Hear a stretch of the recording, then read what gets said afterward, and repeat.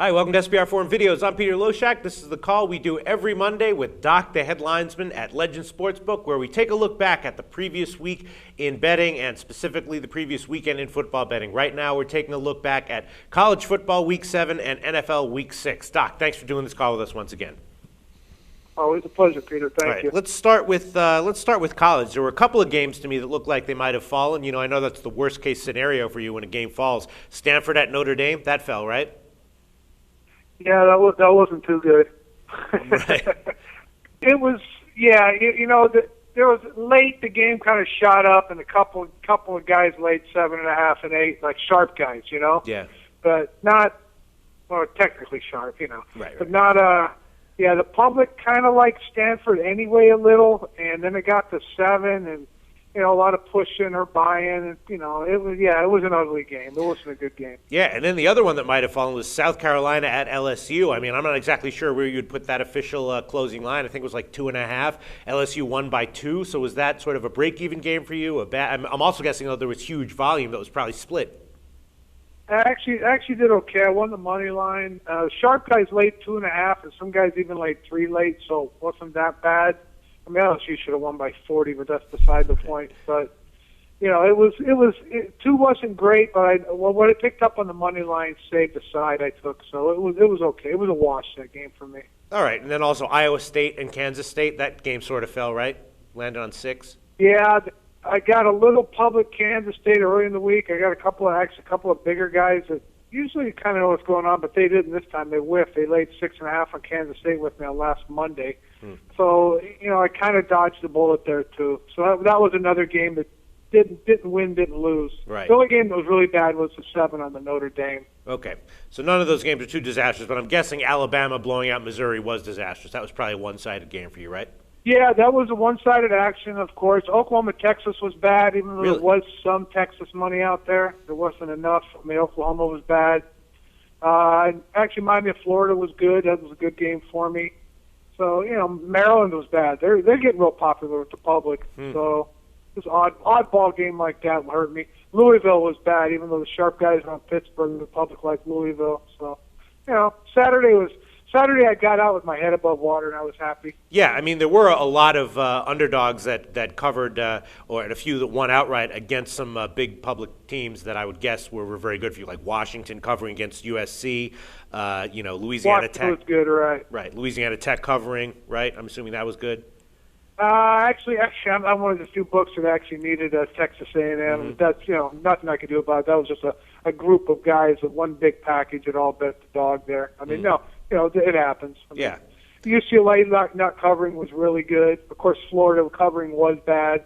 Like I said, it was just one of those days I was glad to get out above water on. I was happy.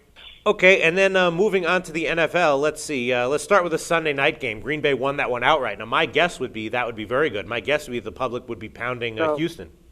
The public loved the dog and over. The sharp guys liked the favorite. Really? I got paralyzed. Yeah, paralyzed on that game. I had a good day yesterday, but it wasn't because of that game. I lost half my day on that game. Really? That's a little bit surprising. Aren't you ever surprised? They see a game like that. I mean, Green Bay's 2-3. I don't care what anybody says. They're one of the 3 best teams. That's just the way it works out. They weren't going to lose, and they didn't lose. And they played money line. They played over. They played a plus. I mean, it was every little $50. Every guy. The only reason I didn't get killed was because I had sharp guys laying 3.5 on Houston. Wow. All right. Well, there you go. The Giants winning outright must have been pretty good, I assume, right?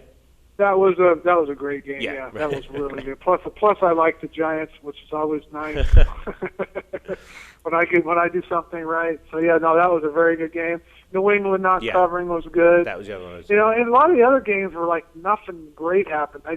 Dallas wasn't good, but it wasn't terrible. The Eagles weren't good; they weren't terrible. A lot of those other games it didn't really matter, but the Giants winning and then Seattle winning was very, very good, obviously. Right. Because I'm guessing that there are probably a lot of San Francisco teasers, right? Exactly. Right. Exactly. And Atlanta, though, did cover their teaser spread. Was that bad for you or not that bad because most of the... Yeah, it was bad, but a lot of it was hooked up to Frisco, luckily. Yeah. So it only takes one. You only got to knock out one major side, preferably the late game. So it worked out as good as it could, And what were the big public sides that the public got killed on in the NFL, if there were any? Just those main two. Atlanta on the minus a little bit. Like I said, New England was the absolute knockout parlays, knockout everything game. The public kind of liked Dallas. Even though the Philly line moved up, the public kind of liked Detroit. We did okay in Arizona, Buffalo. The public didn't like Arizona, so that wasn't too bad. But other than that, it was back and forth. It was enough stuff. Like I said, that the teaser game was the key game, the Giant game, of course. And then I'm guessing the Pittsburgh-Tennessee game on Thursday night was probably also very good too, right? That was real good, of course. Yes. Yeah, and like I said, we had a good week in bases. I mean, that was one of the bright spots of the week. Like everybody bet San Fran last night. And, the chase with the Yankees in Game 2, and just everything worked out pretty good in bases so far. All right, so it sounds like overall it was maybe like a better than average week for you then. Yeah, it wasn't the best week, but it wasn't the worst. It was better than average, exactly. All right, and then Monday night tonight, I'm guessing that you've got like split action on that one. People betting on Denver and against it. Pretty split, only because I got it from California, San Diego customers. I mean, I'm going to need San Diego and under by the time this thing kicks off. That I do know. It just depends on how much. I need under 40.5 for teasers. So how do you like my chances? How about 0? Have you gotten any notable sharp action on the Monday night game? Nah, the early in the week they bought some 3, and that was about it. It wasn't anything spectacular. Nothing really going on now. All right. Well, thanks once again for all this great info, and we will call you again next week.